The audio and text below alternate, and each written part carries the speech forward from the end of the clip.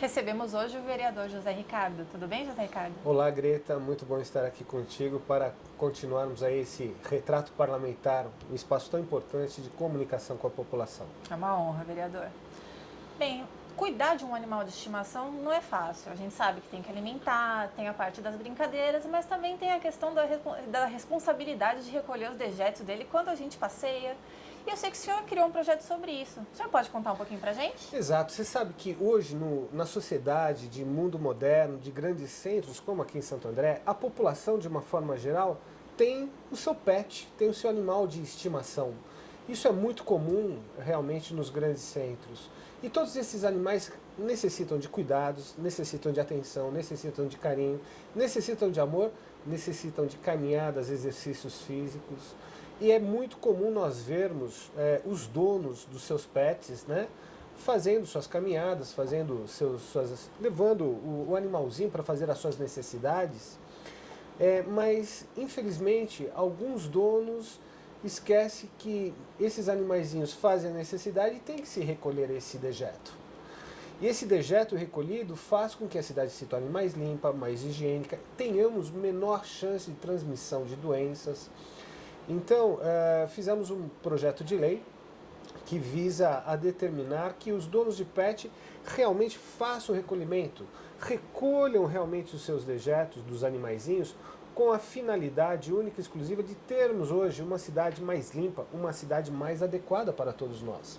E você sabe que aí você falou sobre esse projeto de lei, mas houve um também que nós fizemos que determina que os donos de animais de grande porte, né, então animais assim mais agressivos, ande com focinheiras. Então realmente os Rottweilers, Pitbulls e animais de grande porte. Então nós temos que dar uma atenção toda especial realmente a esses animais de estimação. Eu acho que é muito importante e faz muito bem. Eu vou dar um exemplo, a minha mãe mesmo, ela tem um animalzinho de estimação que ela cuida com todo carinho, com toda atenção, quase como se fosse da família. Mas requer também atenção. E veja, a atenção requer recolher os dejetos e também andar com segurança para que os animais de maior porte não causem nenhum acidente à comunidade. Com certeza. Pegando aí um pouquinho essa questão de educação, né? Hora dos seres humanos, hora dos animais. Eu soube que o senhor conseguiu uma conquista muito importante para Santo André, que foi a internet sem fio. Parece que foi uma parceria com um deputado. Conta um pouquinho pra gente. Exato. Você sabe que nós vivemos num mundo high-tech, mundo da comunicação, o mundo da comunicação sem fio, da internet e outros meios de comunicação. E visando essa questão de socializar esse conhecimento ou disponibilizar esse conhecimento a toda a população, nós conseguimos uma parceria com o Ministério de Ciência e Tecnologia, através do deputado federal Márcio França, que trouxe recursos aqui para a nossa cidade de Santo André, para que tenhamos a primeira escola, perdão, não é escola, e sim uma biblioteca, a Biblioteca Cecília Meirelles, que fica ali no Parque das Nações, será o primeiro espaço público a ter Hi-Fi para internet e de acesso gratuito à população. Então eu acho que aí a gente democratiza, a gente viabiliza, a gente faz com que o acesso a mídias de alta tecnologia seja uma conquista. Mas Greta, eu tenho um segredo para te contar para você e para quem está nos assistindo. Vamos lá. Além desta primeira empreitada que trouxemos aqui para a nossa cidade, esse espaço, vou chamar assim, espaço virtual, nós temos ainda um desafio que já pedimos ao Ministério das Telecomunicações e ao Ministério da Ciência e Tecnologia a disponibilidade de Hi-Fi para toda a cidade. Então, teríamos métodos para essa conquista. Por exemplo, imagine a disponibilidade de acesso à internet gratuito à população de uma forma geral com aqueles contribuintes em dia do IPTU. Por exemplo, traz o seu carnezinho do IPTU, ele está em dia? Opa, você tem direito à senha para o acesso... Une útil, agradável. para o acesso realmente disponibilizado, gratuito, que no caso o poder público estaria ofertando. Então eu acho que nós temos que vincular hoje, todos nós pagamos impostos, todos nós temos as contribuições que não temos como fugir, mas que muitas vezes nós achamos que o poder público ele não está condizente ao que nós pagamos. Então nós temos esse projeto que estamos aí já em contato com esses ministérios, e principalmente de ciência e tecnologia, para que nós instalemos aqui em Santo André antenas de transmissão Hi-Fi e toda a população tenha acesso gratuito à internet. E aí eu penso, e aí realmente será com o executivo, com o prefeito municipal, a forma de disponibilização. A sugestão que eu tenho seria, sem dúvida, o pagamento do IPTU. Opa, o carnê do IPTU está em dia, você tem direito à senha de acesso. E aí toda a população teria, sem dúvida alguma, uma coisa muito interessante, esse acesso à internet, e evitaríamos realmente um custo a mais dentro dessa operação. Tomara que esse benefício vire realidade logo, né, vereador? Olha, estamos trabalhando para isso, eu não acredito que seja num futuro tão distante, tanto é com esse projeto embrião na Biblioteca Cecília Meirelles, será um projeto embrionário dentro do que nós queremos desenvolver para a cidade como um todo. Para fechar aqui assim, a nossa entrevista, a maioria sabe da sua formação, o senhor é oftalmologista, e existem certos exames que são importantes, principalmente na primeira fase de vida do ser humano, né, das crianças. É verdade. E eu soube de um exame, reflexo vermelho, é isso? Exato, exato. Você sabe, Greta, da mesma forma que, por exemplo, todos os bebês, quando nascem, nós temos aquele exame obrigatório chamado exame do pezinho. Todos os bebezinhos, no Brasil todo, quando nascem, fazem o exame do pezinho para evitar problemas, às vezes, de desenvolvimento mental ou diminuição do desenvolvimento mental futuro. Nós temos também uma preocupação da relação do olho com o desenvolvimento da criança.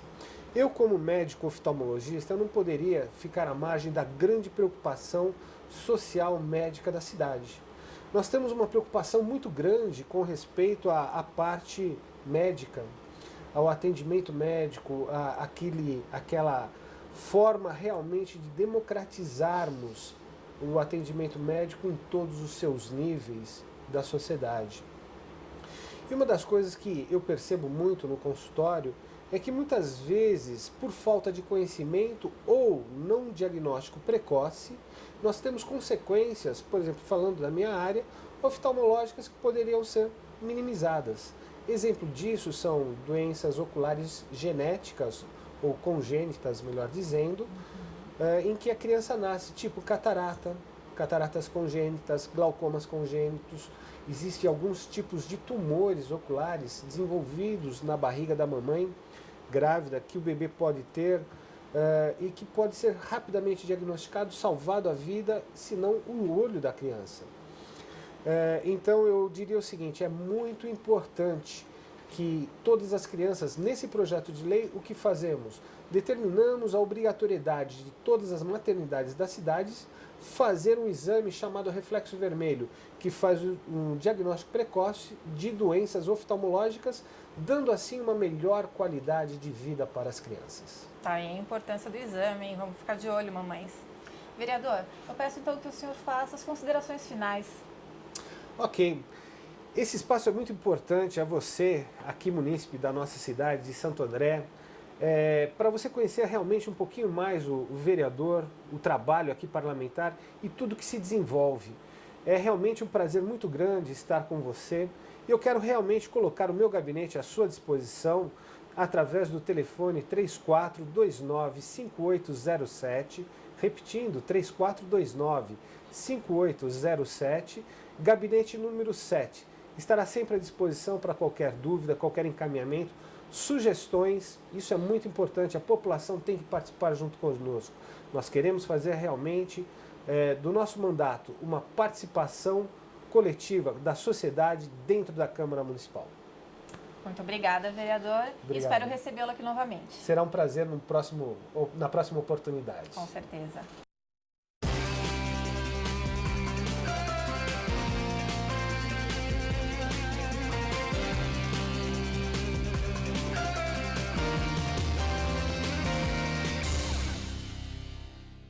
Recebemos hoje, no Retrato Parlamentar, o vereador Jurandir Galo. Tudo bem, vereador?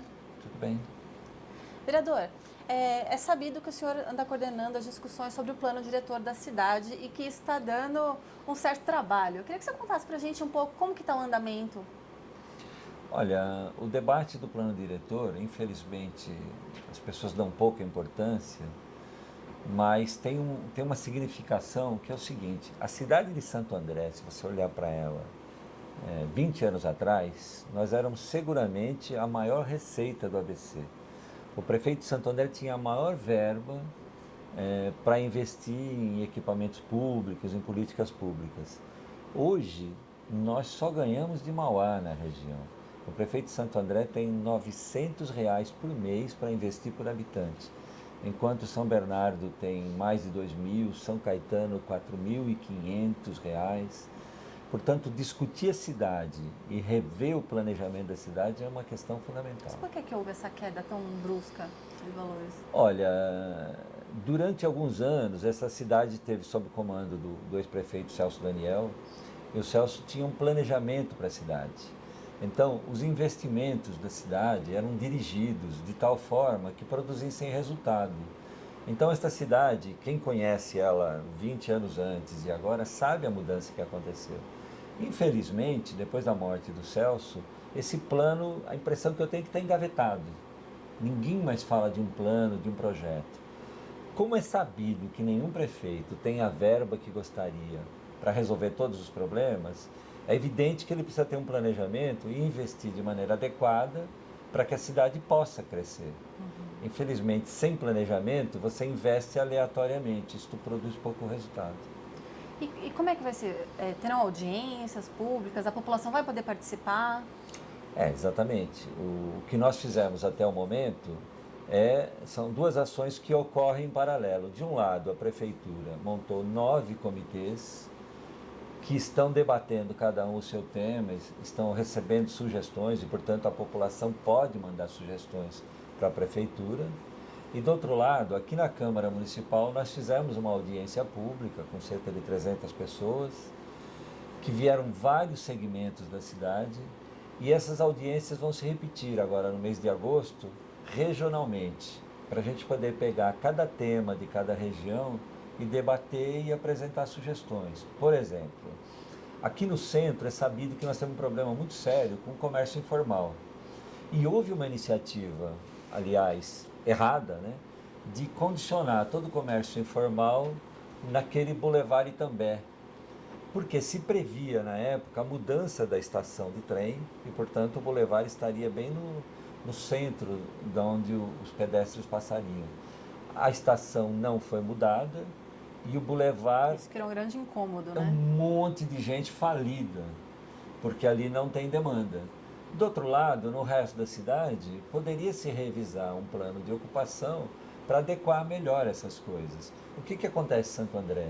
Hoje você anda em alguns lugares, tem barraquinha, povo no chão, de qualquer forma comercializando seus produtos. Sem fiscalização. Sem fiscalização, sem higiene adequada.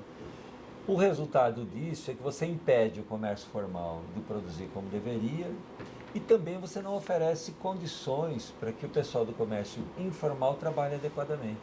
O governo federal e estadual podem interferir de alguma maneira aqui em Santo André, através do plano diretor ou não?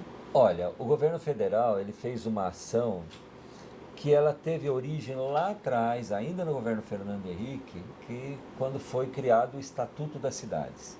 O Estatuto das Cidades é um conjunto de ferramentas que os municípios podem usar para adequar a legislação local para o desenvolvimento.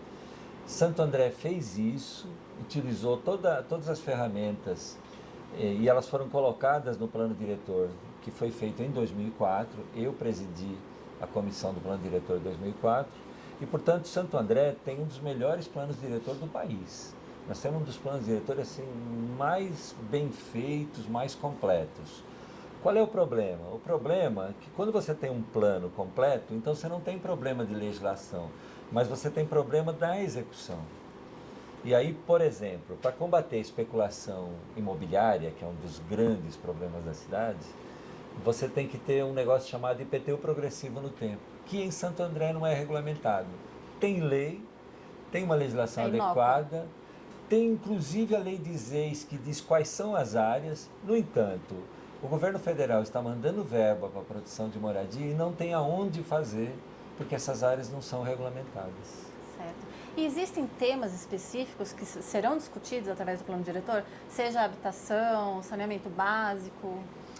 Tem vários temas. O primeiro deles é a ocupação do solo. É preciso regular a cidade para que ela não cresça como ela está crescendo hoje, de maneira desordenada e desorganizada, né? Então, a primeira coisa é a ocupação do solo. A segunda coisa é o desenvolvimento da cidade. Quer dizer, a cidade precisa ter incremento e ter incentivo para trazer para cá um polo industrial, um polo não poluente e tudo mais. Que na época do Celso era o eixo Tamanduateí, que está abandonado, né? A única legislação a respeito disso é bem recente, que é a criação do polo tecnológico, mas que está no papel, não aconteceu nada, né? Então, e aí tem um plano para habitação. Nós aqui temos 22% da população morando em favelas, nós temos cerca de 40% da população que não tem moradia, vivendo de aluguel ou precariamente. Teríamos que ter um plano mais completo sobre educação, sobre saúde, sobre transporte. Aliás, transporte é terrível a situação. Quer dizer, ninguém vai enfrentar a situação do transporte se não transformar e investir fortemente no transporte coletivo. No entanto, todo mundo faz esse discurso, mas fica construindo estrada, novas avenidas. Lá em São Paulo tem uma avenida novinha ao longo da marginal do Tietê. Olha, eu duvido